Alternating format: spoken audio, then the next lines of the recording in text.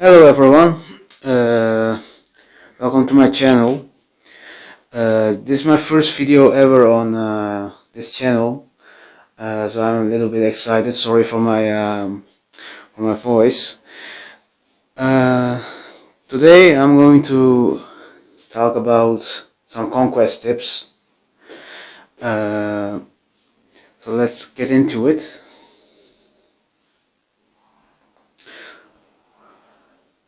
I'm going to tell actually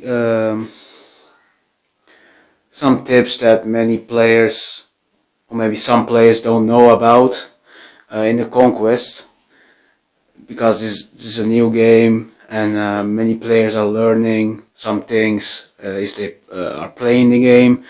And I also learned some things that can be useful when you are doing the conquest. Some players are missing these things that can make their gameplay easier, and that they finish the conquest much earlier than supposed to. I'm really again sorry for my my voice, because I'm a little bit excited. This is my first video. I know it's a bit crappy. Not organized. I'm really sorry for that. First of all, I'm going to talk about the ambassador. Ambassador is introduced in this game, that you can employ right here on the screen on the left hand side, left above. So when you click on it, you can choose to deploy your own general. So when you deploy your own general, actually you don't have to, but if you have a better general that can suit for the ambassador, you can very well use it. I don't think many people use this feature as their advantage, so I'm gonna explain what can be useful for. Which general's really good for it, and I'm gonna explain why this is gonna be gonna ease your conquest gameplay while you're playing it. So first of all, how can the ambassador ease your life in the conquest? For example, I have a general here. It's Antonina, sorry, I pronounced it wrong. It has three skills as an ambassador. No, actually she has 5, but 2 of them are can be useful when she's in combat. But since she has 3 skills that can be used as administration, as an ambassador, she can be used. I think she can be much more useful in this category.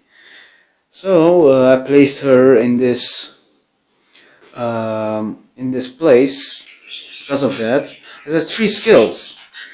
She has Lavish, Mobilization Expert, and Goodwill Ambassador. First skill says, when a opponent has console, operational speed of all units in your territory will be unaffected by damage. It's a useful skill. You can use it. Lobbies. When a opponent's console increases diplomacy to all powers by 2 each round. What this means is when you play the game, for example, play as, you know what, I'm gonna show it to you by the other conquest, because the other one is a little bit of a mess. For example, let's select this one. It has itself already ambassador. I'm gonna replace it. You can replace it by clicking the switch button and choose a general. It can be any of them. I choose always Antonina. And she has 3 skills, so it can be useful. What this means is you can see the green arrows going above and some of them are going below. That's because you are intense relationship with the other countries. Like for example, Middle Francia and East Francia are really have a really bad relationship with each other, and other countries you are going up slowly. And because of the ambassador skill, every turn, like let me skip a turn. I'm gonna show you.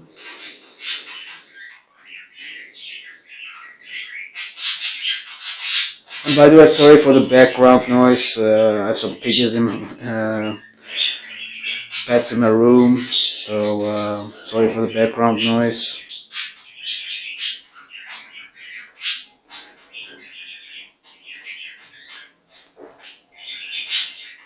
Okay, so let's see.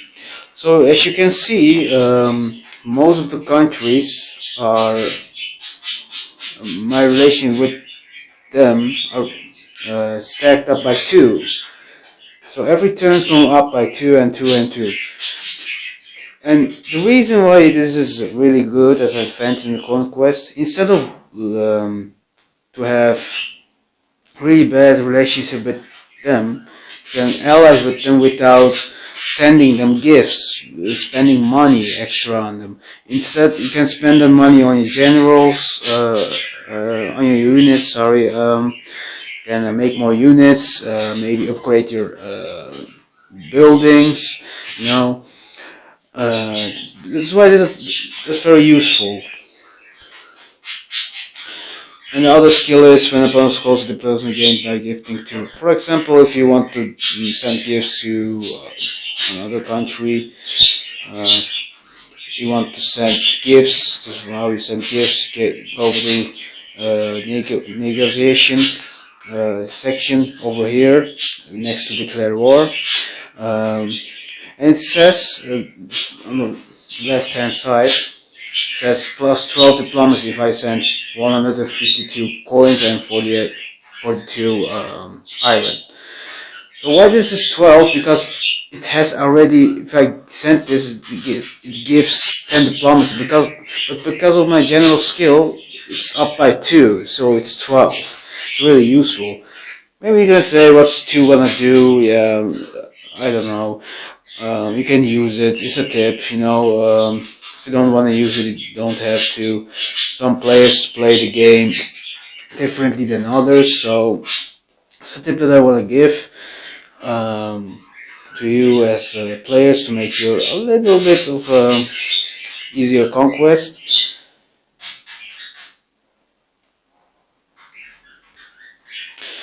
Also, another tip that has come into my mind is. Sorry, I'm going to go back to the other conquest. When you play the conquest and if you want to conquer the other countries, the best tip to surrender them can force one country to surrender if you don't want to extend the battle any further. You want to finish the conquest faster. There's always a capital city, the main city that always a country has that you can capture. For example, East Francia has Frankfurt as their main capital, has a crown on it. Every country has one. For example, mine is Poznan. If I capture Frankfurt, I can force a country to surrender because I captured their main city, and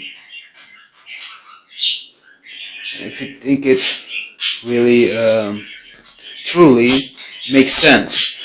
But to surrender them, you have also to give money, to give iron. But if you have enough iron and money, you don't have to capture all of these cities to make them, to defeat them. But if you capture not too many cities before capture the main city, it takes more gold, takes more coins and iron to force them to surrender. So you want also to capture other cities before you want to capture the main ones. That's another tip.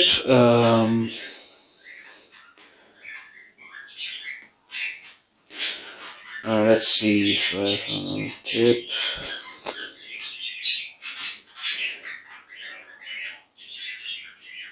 Oh, there's another tip. If you play as a country, always look for countries that are, big as a continent. Let's, for example, we play as West Slavs. We want to ally with someone who's doing good, who's big, and you don't want to declare war on them because they can help you with win the conquest much more easier. I can give an example in this conquest because I'm not really began with this conquest, but I can give you in the first conquest because I've done 4 or 5 of them. For example, if you play as, let's say, Physiocratic Kingdom, they are enemies with the Roman Empire. Always in the beginning of the conquest, and Ostrogoths are the same because they are fighting in the opposite directions. They want to defeat the Roman Empire. They're always enemies, but they can be really easy to be allies with each other, the Ostrogoths and the Physiocratic Kingdom. So what you want to do, like for example, you play as the Physiocratic Kingdom and you're doing really good on the west side and they're doing good on the east side. You want to be allies with them, at least open a passage. Don't declare war on them on the beginning or maybe at the end. If you want to, you can do also at the end. But if you really want to finish the conquest much faster, you want to be an ally with a country that who's doing really good at the as a country, capturing cities, for example. And in this conquest, in rounds between 10 and 15, the Hunnic Empire joins and conquers almost all countries. You want to have an ally on your side to back you up. So that's another tip. Like if you have an ally, if you have a good relationship with another country, don't declare war on them. You don't have to be allies really in the beginning. If you have the money, be allies with them. You can finish a conquest with an ally. You don't have to be enemies at the end. If you want to, you can do it, but it's a choice. You don't get any extra rewards at the end. Get like, I don't know, 12,000 coins or something. I don't know. It's different for each country. And another way to, this may be a not conquest tip. It's a little bit of conquest tip, but if you want to get rewards really easily, each country has its own missions. When you go to the pause menu, you can see that I have victory conditions. These are missions. It says occupy Leon and reach feudal age. I've done reach feudal age. I'm at feudal age. Maybe I pronounced it wrong. Sorry for my English.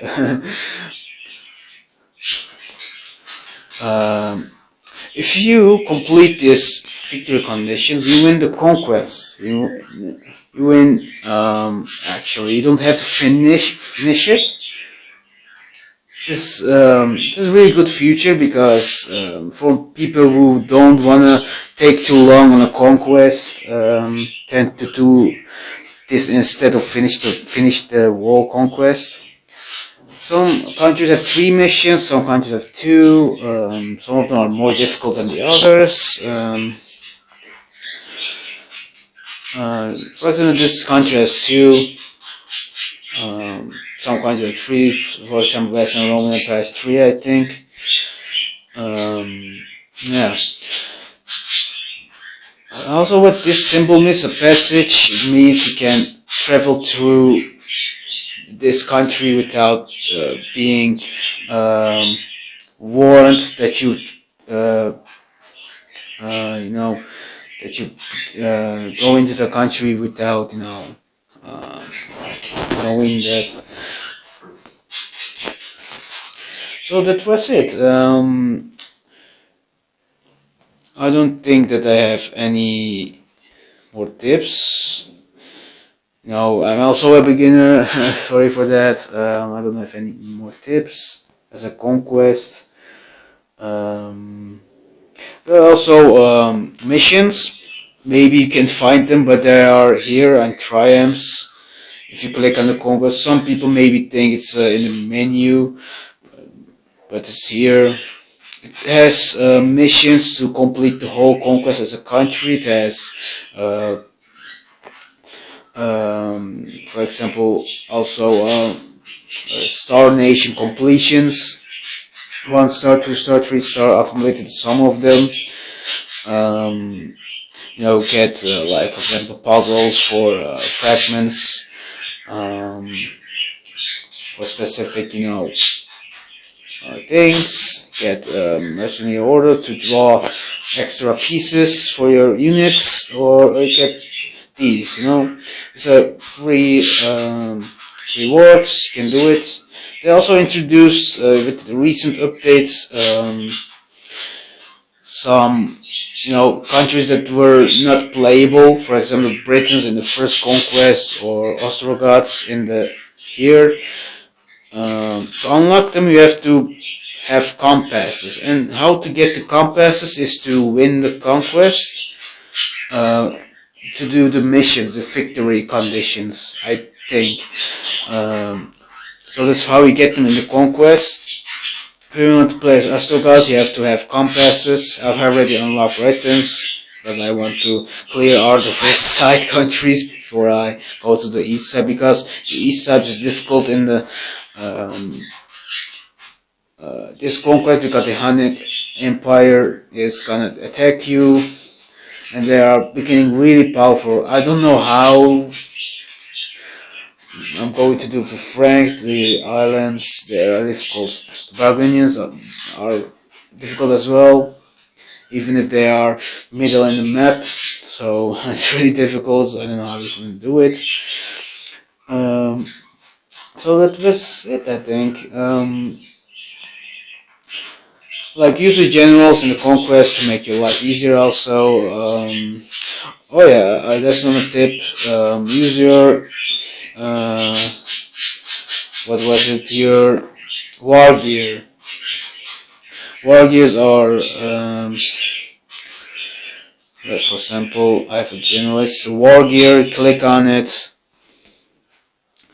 and you have a bunch of war gears that you have collected, that you have made from pieces, from fragments, from your pullings out of the that I don't know what's called. I've forgotten. You can use that. I don't know if they're really much useful, but I think they are useful in their own ways. But I've not seen them much of useful. But you can deploy them. But you can use it also in the campaign to boost your units' power, or maybe give them XP, MP, HP each round. So that was it, guys, for this video. I know it's been really bad video with the voice in the background. We have a pigeon that is making noise. I'm really sorry. It's not a really good video. I understand. It was also a video for the Easy Tech event. It was also my first video on YouTube. So I hope you guys understand. If Easy Tech is watching this, thanks for making this game. It's really fun. You guys making great games. and this game has a couple of new mechanics, features that are making the game more fun. Also, maybe some things are, you know, unnecessary, but I understand. You know, different things are necessary sometimes, so I understand that. If I find this really fun, I can make more of it. If you guys really want it, I know I don't have any viewers right now, but I can make still. So you know, I'm gonna wrap this up. Thanks for watching, and maybe I will see you guys in the future. I hope. And thanks for watching.